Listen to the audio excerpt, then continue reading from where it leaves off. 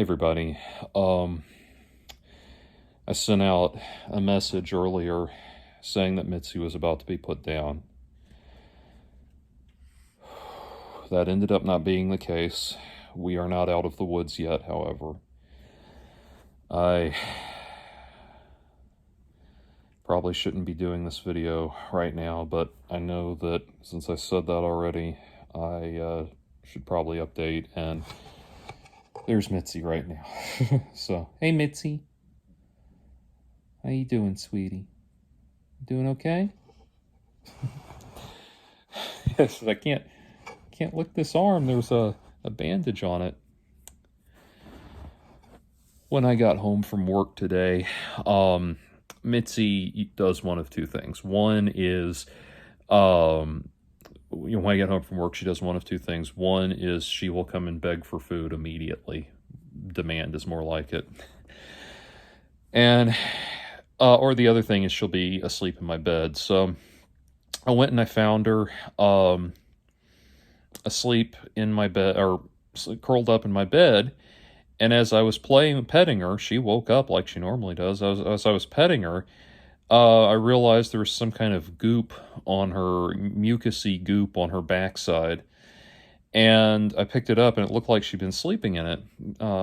And I wasn't sure what it was. It was on the bedspread. And so I took her to the nearest emergency veterinary place I could find, and it was this place not far from me, and I went in, and they told me that she has a certain kind of infected abscess, that it needed to be removed immediately, that it was infected, and that there was an infection. And so I said, well, get me the cost, get me the money, or the bill together, and let me see how much it's going to be. They wanted almost $5,000 for that surgery, which is not something I could ever dream of affording. There is a credit option called Care Credit, which I qualified for, to get that money. And I could have gotten that credit and gone $5,000 in debt. Talked to loved ones who were, both of whom begged me not to do that. Said, you need to do the right thing for Mitzi, which is to put her down. And, so, I went and told the veterinary assistant, I said,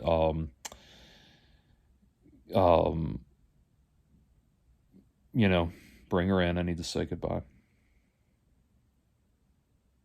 And they brought her in with the IV drip put in. And when she came in, I looked at her, and she was too alert and too awake and too with it. I've had cats die before, and, this was not a cat that was on death's door. I could tell by looking at her. So, basically, what she needs is a hysterectomy and antibiotics. I know of a place that will do the hysterectomy for $80. I have to figure out the antibiotics.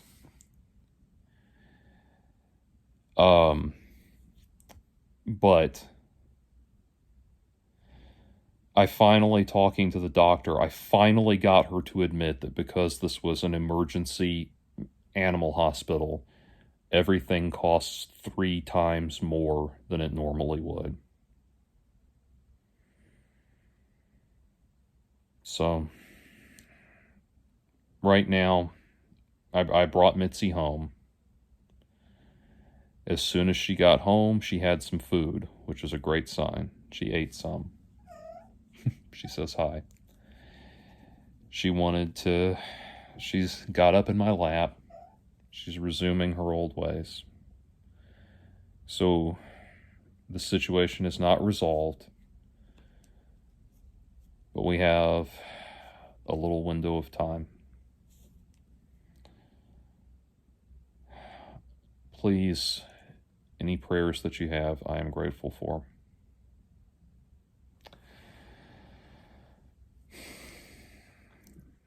A little over 10 years ago, a little less than 10 years ago, I crowdfunded the surgery that my cat at the time needed. And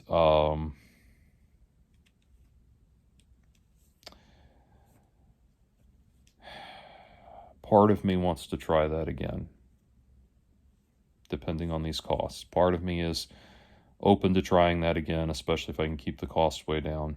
That said, I know that that is not a responsible way to handle my finances, and that if I can't afford a cat, I shouldn't have a cat. So that is where I am right now.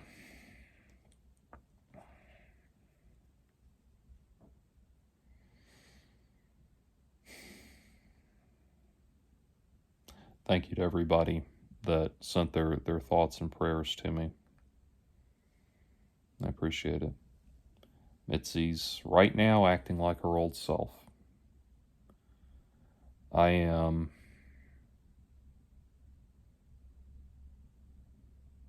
so glad that I did not let them pressure me into making one of two very bad decisions. And I will tell you this, I went there by myself, but I had someone on the phone I was talking to who was able to talk me down.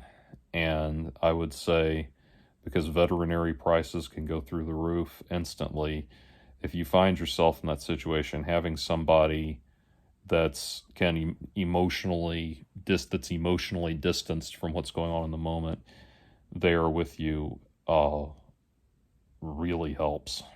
So anyway, that's where we're at with Mitzi. Mitzi, can you say hi to everybody over here? You say hi?